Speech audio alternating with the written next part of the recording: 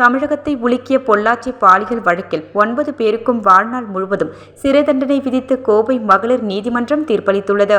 இதுகுறித்து தலைவர்கள் கருத்து தெரிவித்துள்ளனர். பொல்லாத அதிமுக நிர்வாகி உள்ளிட்ட குற்றவாளிகளால் நிகழ்த்தப்பட்ட பெருங்கொடுமைக்கு நீதி கிடைத்திருக்கிறது.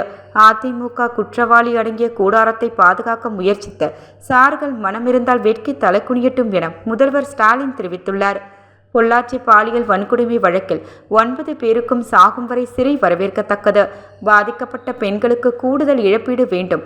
அண்ணா பல்கலைக்கழக பாலியல் வழக்கிலும் பாதிக்கப்பட்ட பெண்ணிற்கு நீதி கிடைக்க அந்த வழக்கை சிபிஐ விசாரணைக்கு மாற்ற வேண்டுமென பாமக செயல் தலைவர் அன்புமணி அறிவித்துள்ளார்.